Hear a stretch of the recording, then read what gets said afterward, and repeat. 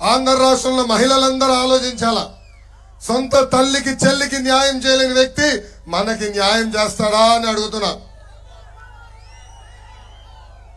మనందరం చూసాం, అదే సభలో పదే పదే సంక్షేమం గురించి మాట్లాడాడు. అసలు భారతదేశానికి సంక్షేమం పరిచయం చేసిన వ్యక్తి విశ్వవిఖ్యాత నట సార్వభౌమ స్వర్గశ్రీ నందమూరి తారక రామారావు గారు. ₹2 కిలో బియ్యం తీసుకొచ్చిన అన్న ఎన్టీఆర్.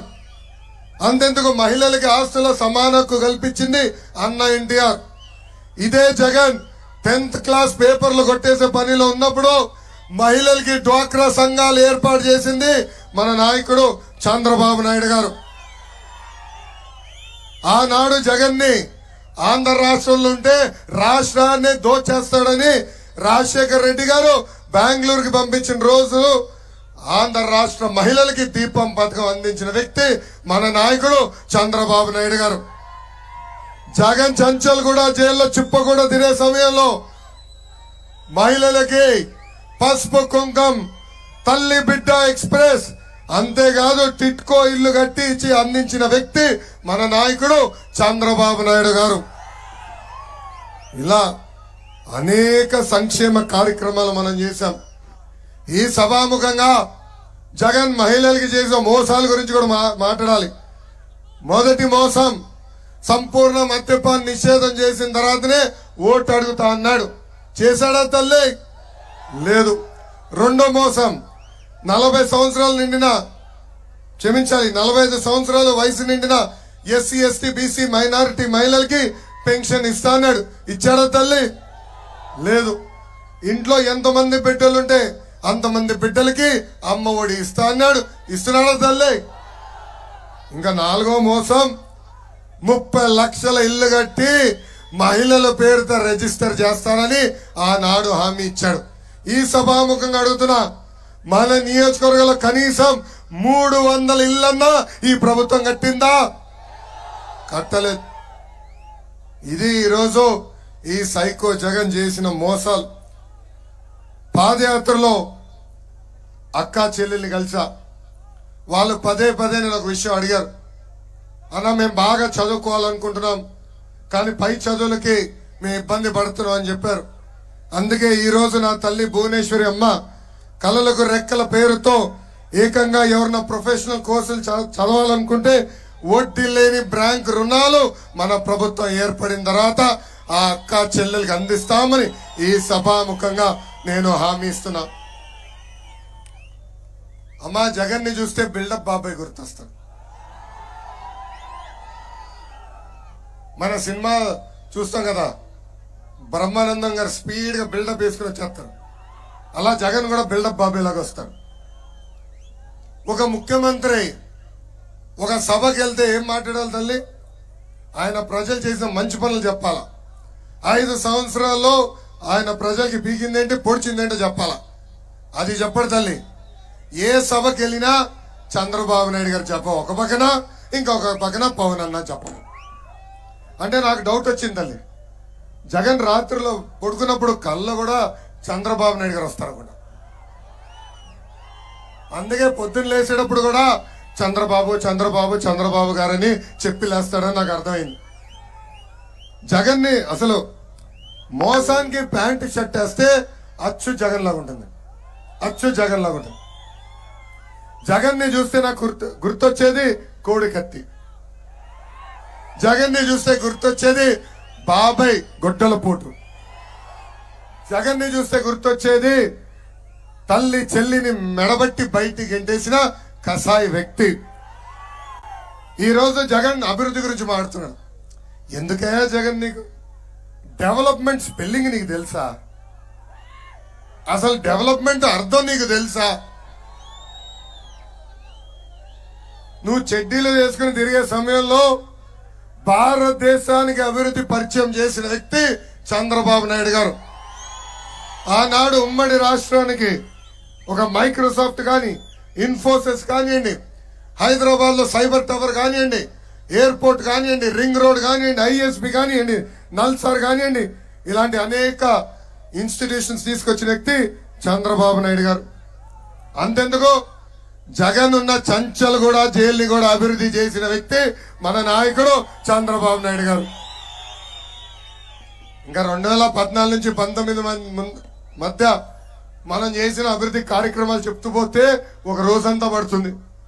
కరువు ప్రాంతం లాంటి అనంతపూర్కి కియా తీసుకొచ్చిన ఘనత తెలుగుదేశం పార్టీది.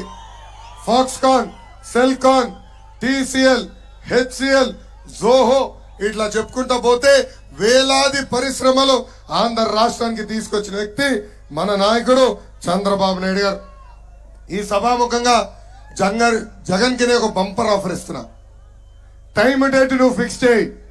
అభివృద్ధి సంక్షేమం పైన చర్చించడానికి నేను సిద్ధం, నువ్వు సిద్ధమా అని అడుగుతున్నా. మళ్ళీ విజయసాయి రెడ్డిని పంపిస్తా, సాక్షి విలేకరిని పంపిస్తా, లేదా సజ్జల రామకృష్ణారెడ్డిని పంపిస్తానంటే ఇది కుదరదు. టైం డేట్ ఫిక్స్ చేయండి, వచ్చేదానికి నేను సిద్ధమని ఈ సభాముఖంగా మళ్ళీ నేను సవాల్ ఇస్తున్నా. జగన్ ని చూస్తే ఒక కట్టింగ్ ఫిట్టింగ్ మాస్టర్ గుర్తొస్తాడు. నేను ఇక్కడ సమావేశం బహిరంగ సభలో కూడా చెప్పా, జగన్ కి 2 బటన్లు ఉంటాయి. ఒకటి బొలుగు బటన్, ఒకటి ఎర్ర బటన్. బొలుగు బటన్ నొక్కుతాడు తల్లి, అకౌంట్ లో 10 రూపాయలు పడుతుంది తల్లి. కానీ ఎర్ర బటన్ నొక్కుతాడు తల్లి, అకౌంట్ నుంచి 100 రూపాయలు ఉష్యం పోతుంది తల్లి. ఎట్లా పోతుందో చెప్పాలి కదా తల్లి. కరెంటు ఛార్జీలు 9 సార్లు పెంచి బాధుడే బాధుడు. ఆర్టీసీ ఛార్జీలు 3 సార్లు పెంచి బాధుడే బాధుడు. క్వార్టర్ ధరలు పెంచి ఇంటి పన్ను చెత్త పన్ను పెంచి పెట్రోల్ డీజిల్ గ్యాస్ ధర పెంచి నిత్యావసర సరుకుల ధరలు పెంచి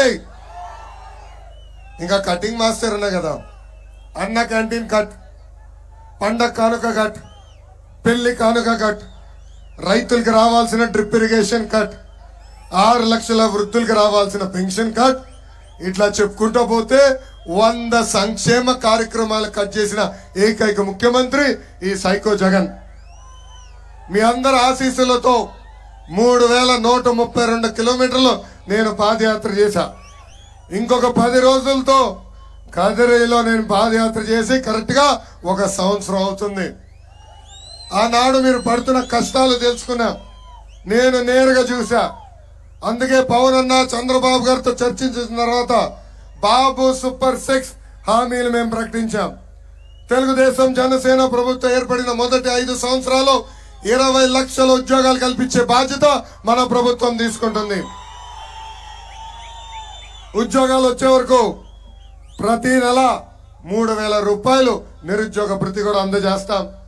స్కూల్కి వెళ్లే ప్రతి విద్యార్థి తల్లిదండ్రుల అకౌంట్ లో ప్రతి ఏడా 15,000 రూపాయలు మన ప్రభుత్వం వేస్తుంది. అంటే ఒకరుంటే 15,000, ఇద్దరుంటే 30,000, ముగ్గురుంటే 45,000 రూపాయలు మన ప్రభుత్వం ఇస్తుంది. ఇంకా 3వ హామీ, రైతుల ఆత్మహత్యలు పెరిగిపోయినాయి. అందుకే రైతులను ఆదుకునేదానికి ప్రతి ఏడా 20,000 రూపాయలు ఆర్థిక సహాయం కూడా మన ప్రభుత్వం అందించబోతుంది. ఇంకా 4వ హామీ, ప్రతి సంవత్సరం ఉచితంగా 3 గ్యాస్ సిలిండర్లు ప్రతి కుటుంబానికి కూడా అందించే బాధ్యత మన ప్రభుత్వం తీసుకుంటుంది. ఇంకా 18 నుంచి 59 సంవత్సరాలు వయసు కలిగిన మహిళలకి ప్రతి నెల 1,500 రూపాయలు ఇస్తాం.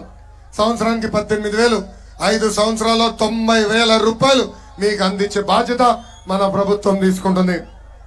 ఇంకా 6వ హామీ ఏంటి? మహిళలు ఆర్టీసీ బస్ లో ఉచితంగా ప్రయాణించే హక్కు కూడా మన ప్రభుత్వం కల్పించబోతుందని ఈ సభాముఖంగా నేను హామీ ఇస్తున్నా. ఈ రోజు నేను జగన్ ని సూటిగా ప్రశ్నిస్తున్నా, గత 5 సంవత్సరాలుగా మీరు బీసీలకి ఏం చేశారు? 26,000 మంది బీసీల పైన దొంగ కేసులు పెట్టారు. 300 బీసీల్ని అతి కిరాతకంగా మీరు చంపేశారు. మనందరం చూసాం. ఒక అమర్నాథ్ గౌడ్, నందం సుబ్బయ్య గారు, చంద్రయ్య గారు, జాలయ్య గారు, ఇట్లా అనేక మంది బీసీల్ని ఈ ప్రభుత్వం చంపేసింది. బీసీలకి రావాల్సిన 30 సంక్షేమ కార్యక్రమాలు కూడా ఈ ప్రభుత్వం రద్దు చేసింది. అంతేకాదు 75,000 కోట్ల బీసీ సప్లాన్ని పక్కదారి మళ్లించింది ఈ ప్రభుత్వం. బీసీలో పడుతున్న కష్టాలు చూసాం.